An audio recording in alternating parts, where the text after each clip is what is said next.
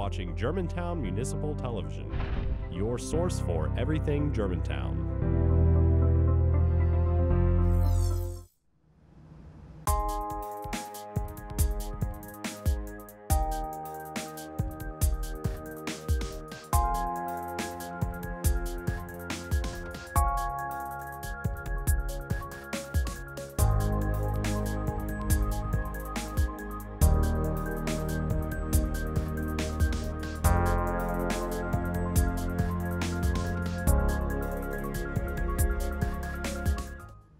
Hello, and welcome to a brand new season of Healthy Germantown. I'm your host, Will Kassner, also known as the sports coordinator for the Germantown Parks and Recreation Department. Now, our goal here is simple, to highlight ways that you can experience a healthy, enjoyable lifestyle right here in our city. It all comes down to one thing, quality of life. Creating community and friendships, strengthening families, our show sheds light on all the ways that living in Germantown can benefit you. So whether it's in a park or at a game of bridge, we hope you'll join us as we explore some of Germantown's best-known secrets. This month, we'll take a close look at all the ways you can stay healthy this fall. Let's take a walk. Welcome to the great outdoors, the final frontier. Today, we're going to take a few minutes to talk about spending time in nature and how it can benefit you. Now, a lot of people these days are reluctant to spend time in the outdoors, venture out into the unknown, leave behind the luxuries of this modern world. But I'm here to tell you, all you need is a good set of instructions, a solid plan, and you're guaranteed to find success. We're here with camping experts Cody Herron and Natalie Ruffin. Cody and Natalie, thanks for being with us today. Thanks for having us. So collectively, you guys have spent 47 years exploring and adventuring in the great unknown. Tell us, Natalie, what are some benefits of quality time spent in nature? Well, for me personally, Will, the benefits are just endless. You know, anytime I want to change and pace, I'm always drawn to the great outdoors. For me, it's just a way to unplug from the cell phone, from the texting, the emails, the calls. And it's just a great opportunity to kind of breathe in the fresh, clean air. And I love being able to sleep under the stars, you know, weather permitting. I'm a very active individual, so anytime I am selecting a location, I'm always interested in the, you know, maybe scenic views or body of water for whitewater rafting, canoeing, kayaking, in search of hiking and biking trails. And you know, I also love the camaraderie of it all. I'm always searching for that individual who's passionate about it just as I am, whether it's a family member or a good friend, but I just love the communication, the cooperation, that element of teamwork. For me, it's just, you know, all of that just ends up with just an overall great experience. Yeah, and there really is no better way to just dump the stress than to get away from it all and spend time outside, looking at the stars, catching fish, whatever it is. It's awesome. Absolutely, absolutely. Now, with that element, there comes a little bit of uncertainty. So as experts, what are 5 essential items that you both take anytime you go into the wild? Well, again, for me personally, anytime I'm planning a camping trip, the 5 items that are key for me that always go into my bag are, 1, I always take a can of bear spray. For whatever comes your way, I've got the bear spray. 2, I've got this hands-free headlamp. So you've got to have lighting. It's critical, and it's awesome when having it and setting up a tent or just setting up your campsite. I always have a handy jar of peanut butter, of course. Quick protein, preferred on a banana piece of bread, or just, you know, right out of the jar is fine with me. And got to have the instant coffee. Amen. Just have to have. And really, I guess item number 5 would be just this Swiss Army knife. You know, just small enough to put in your pocket, always have it on you. But I have to say I've got a number 6 item, and that's my bag of activities. Wherever I go, I like to play, and so always got to go with the deck of cards or paddleball game or football or frisbee. So you can always find those essential items in my backpack. Never a dull moment. Never. Cody, how about you? And those are all great things, and obviously things that I would take too. But I'm looking more into a backcountry survival type environment. So I'd take a few different things. The main thing would be a tarp. You can lay it on the ground to keep you off the wet ground. You can also string it up in a tree and use it for shelter, whether it's snowing, rain, wind. It's just a good item to carry with you. Another thing would just be a basic first aid kit, bandages, whatever you may need in here, but always carry that with me. Just like Natalie, I'd have a knife, or this is a Leatherman, opens out into pliers. A lot of them have saws on it, and just a bunch of different tools. The main thing I would say I'll always carry is some type of fire starter.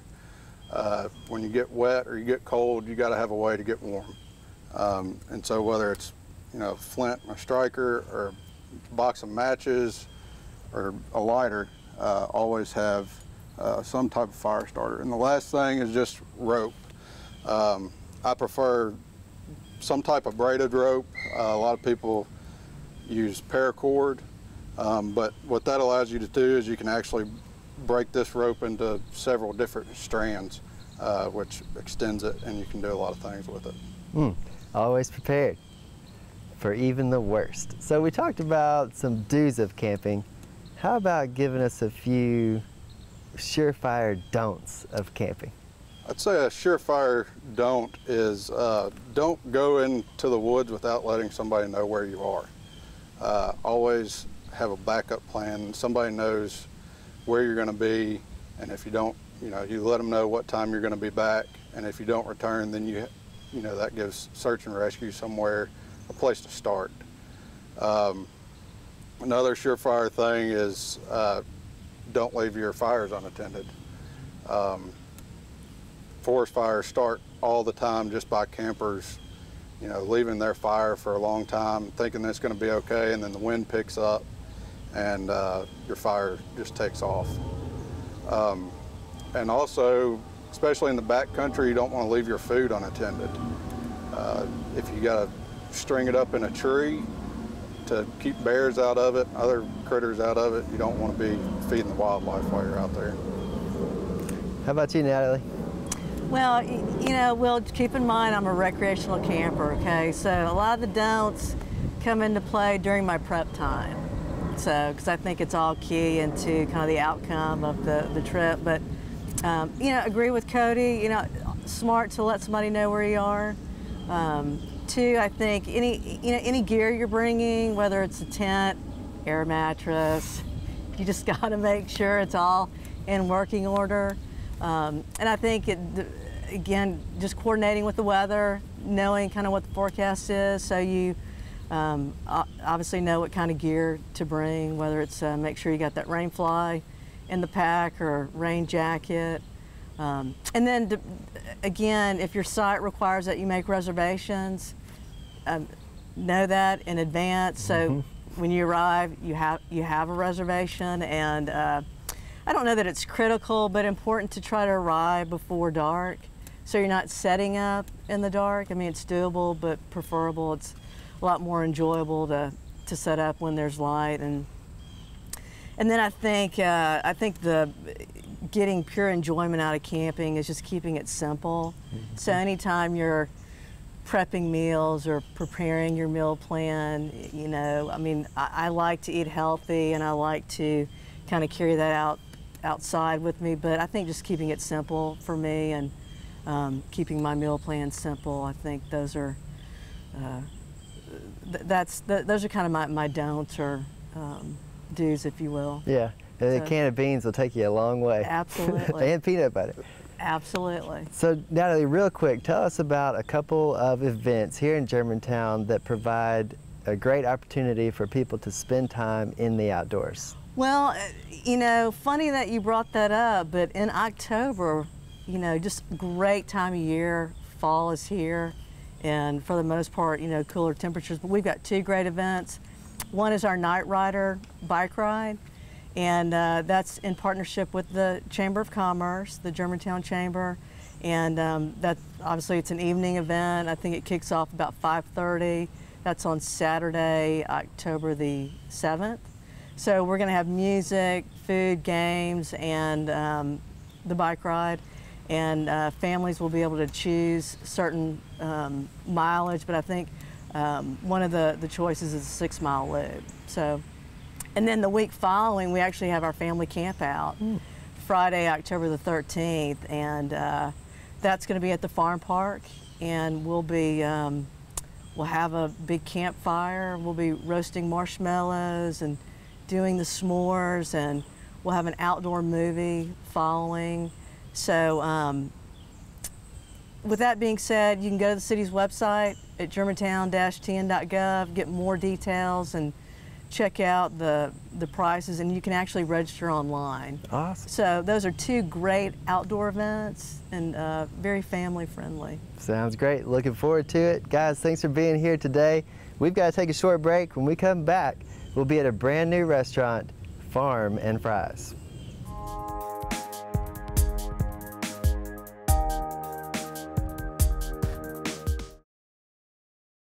Hey, look, it's those guys. Are you good to drive? I'm fine. How many did you have? I should be fine. You should be. Go and step out of the vehicle for me. See ya, buddy. Good luck.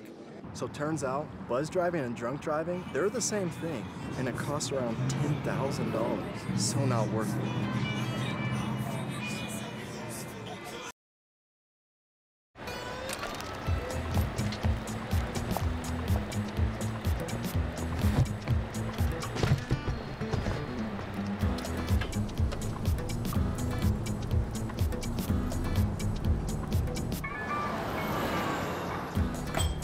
It's a short ride from your neighborhood to your naturehood.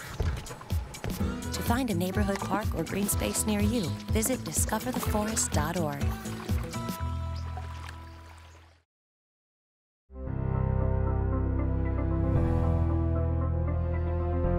You are watching Germantown Municipal Television, your source for everything Germantown.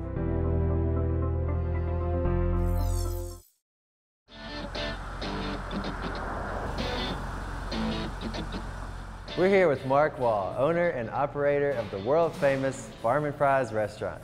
Mark, thanks for being with us today. Thanks, Will. I appreciate it. So, why Farm and Fries? Well, there's a lot of great restaurants in Germantown, as you know, but we just felt it was missing the kind of restaurant that Farm and Fries is. Specifically, we wanted a place that served grass-fed beef burgers, house-cut fries that are cooked the traditional way. We actually twice fry them at different temperatures. We have homemade dipping sauces that are all mostly made from scratch and using clean ingredients. And we wanted a place that was friendly for families, so we also offer ice cream, and we wanted it to be in a very cool architectural setting because environment's a part of that equation. That's awesome. So tell us a little bit about grass-fed beef. What sets that apart from a normal burger?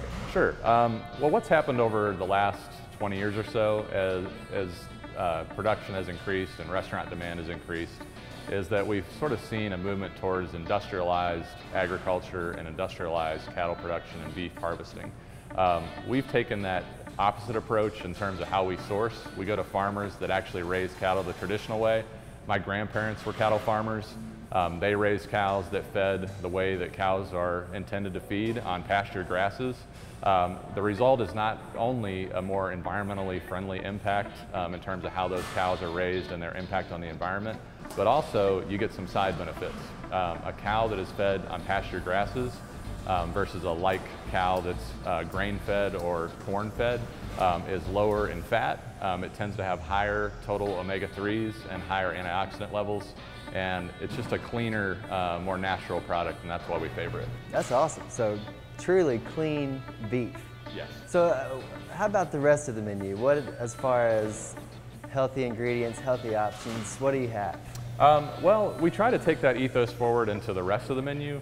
So our number one goal is to be transparent, and that's our primary goal. But we're not a pure farm-to-table restaurant, and by that I mean we don't source 100% of things locally, but we do make most of our items from scratch. And our overriding theme is if we can make it better than somebody else, we make it in-house. But if we can find a partner that has clean ingredients and make something better than we could make it in-house, kind of like our ice cream. We get that from some chefs out of Atlanta, and they make ice cream that's better than anything we could ever make in-house.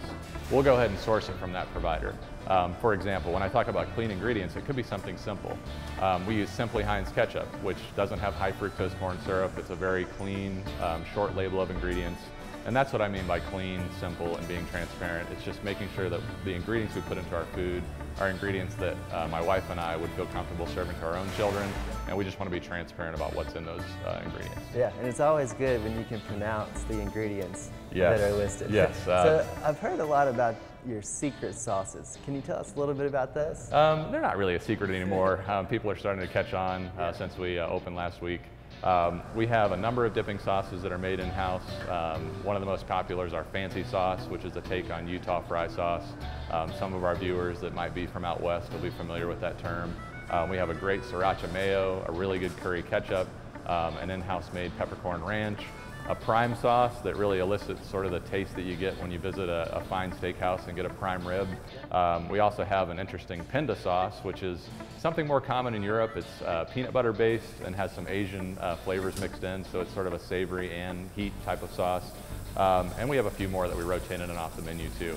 They make for great pairings with those house cut fries I mentioned. And again, clean ingredients, pretty much made from scratch, except for some of the bases that we put into them, but even those bases are real Simply Heinz ketchup, real mayo, not fake crazy chemical mayo.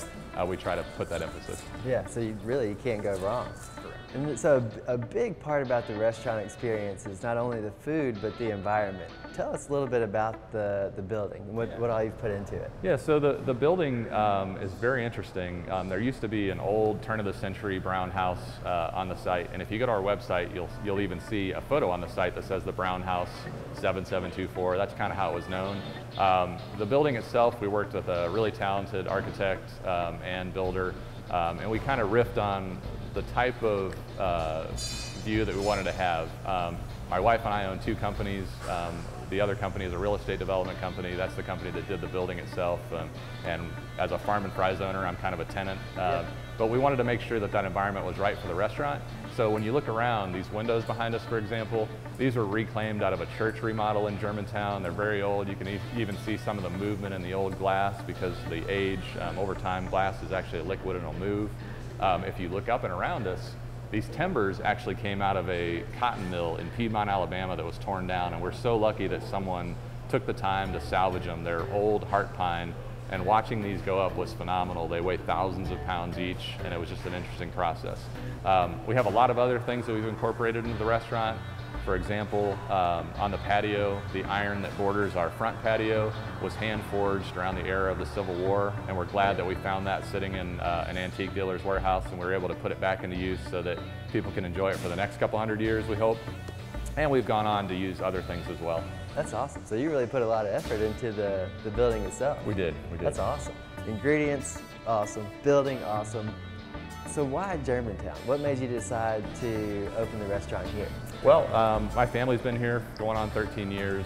We've really put down roots, and obviously the evidence of that is the effort we've put into putting this restaurant in place. But again, we just felt that this type of restaurant was missing. There's a lot of great options in Germantown, but specifically, I'm kind of a foodie. I've thought about this for a while.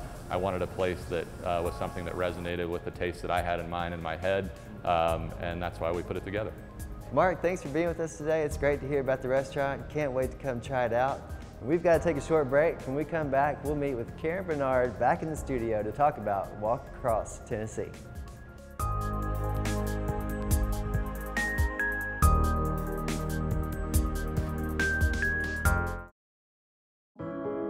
Taking care of a family member can lead to plenty of questions.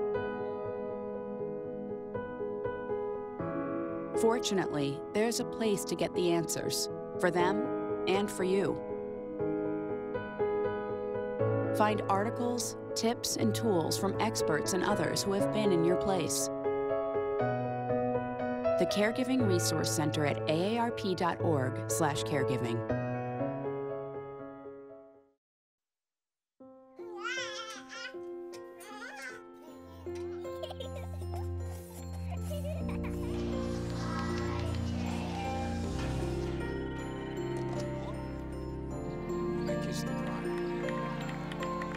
A full life, measured in seats, starts with the right ones early on. Car crashes are a leading killer of children 1 to 13. Learn how to prevent deaths and injuries by using the right car seat for your child's age and size.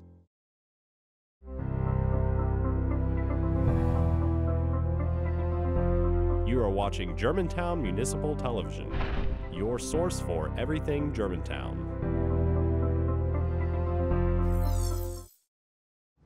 We're back here in the studio with Karen Bernard, SNAP Education Agent from the Shelby County Extension Office.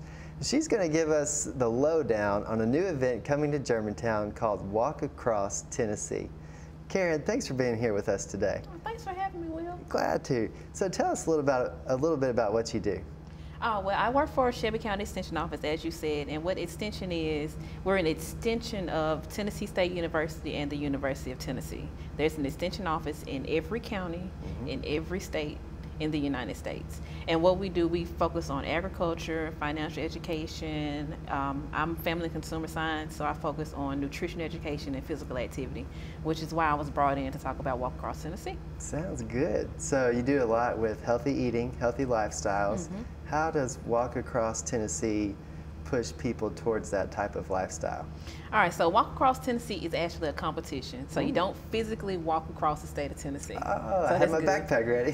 Well, you were going to need it. But it's a competition to do 500 miles across, because from Memphis to Bristol, Tennessee is 500 miles.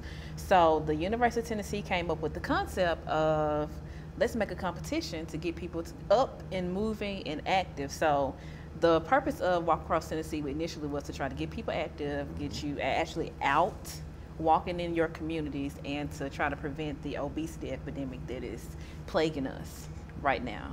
So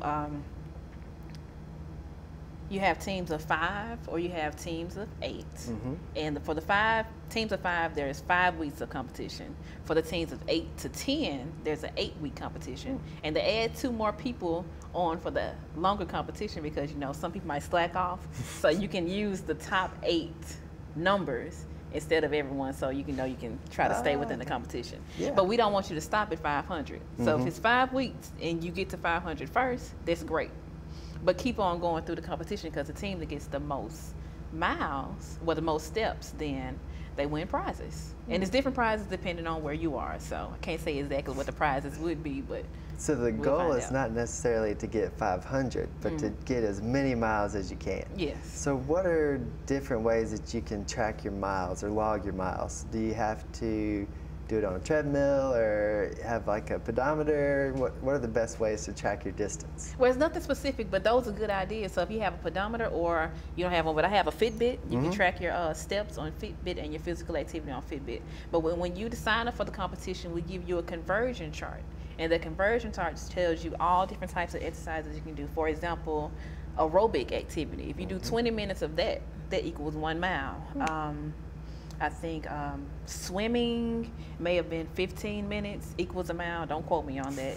A Zumba class, you do that class for so many minutes, it equals a mile. So if you do a full hour, you've already gotten 3 miles under your belt. So walking isn't the only way.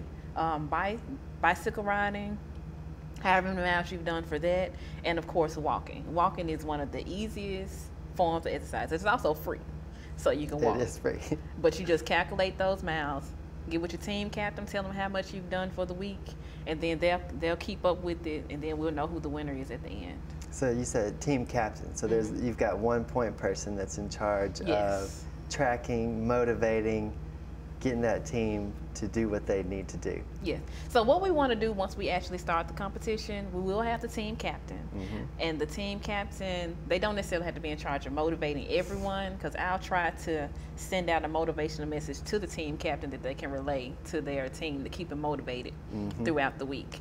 But yeah, the team captain is a point person. So we won't have, 500 people or even 100 people reporting their miles. You go to that point person, so it kind of narrows it down for us and makes it easy. That's awesome. Yeah. So, I mean, literally anything from cutting the grass to walking to lunch. Mopping the floor in your kitchen. If you're moving, You're logging household miles. chores, I think it's maybe 20 minutes. It may be 25 minutes. But depending on how rigorous you're doing it. If you do so many minutes of activity, it lets you know how many miles it is. But will you actually get that conversion chart? So there's no question on how many miles it actually is. That's awesome. So you've done this before, right? Yes, I've done this before. Tell us a little bit about the success that you've had in other communities. Okay, well, I've been in Memphis working in Shelby County since December. Before December, I was working for the Extension Office in Lake County, and that's actually the smallest county in the state. But it was the first time that we did Walk Across Tennessee in Lake County, and we had about 17 teams sign up, and we had different teams from the schools, the teachers signed up, the grocery store had a couple of teams, the health center had teams, the courthouse had teams, so it was pretty much a big community effort. All these people getting together and walking, and we logged, I think it was 52,000 steps. That's a lot. Over that 5-week period. So there was a lot of steps for them. And then the good thing about it, some of the teachers that were on the second, I won't say the teachers because teachers walk around all day, but some of the secretaries who were on some of the teams, they were like, I didn't realize how much I sat down until the competition started. And they were like, oh, I got to get up and start doing stuff because I don't want to be the lazy person. The weak link. the weak link. Goodbye. I don't want to be the weak link on my team. So it was good. So and then after it was over, they kept that going. So that was the best thing. Yeah. I can't say how many pounds anybody left. They didn't really lost, so they didn't say that. But there's long-term effects aside from the competition, the glory of being the walkingest team in Germantown. There's long-term effect as well. Yeah, so you reduce stress from exercise. Of course, you can lose weight. It gives you activities to do with your family. If you have any type of illnesses, any type of chronic diseases, then it's less likely for you to develop those, or they'll start to get better over time just by getting up and moving. I think it's time to start walking. I think it is too. Well, that's all the time we have on this edition of Healthy Germantown. I'd like to thank all my guests for being on the show today, and for you, the viewer, for watching. If you'd like to have more information on this or any other show on Germantown Municipal Television, please visit our website at www.gmtvonline.org. Stay healthy, Germantown.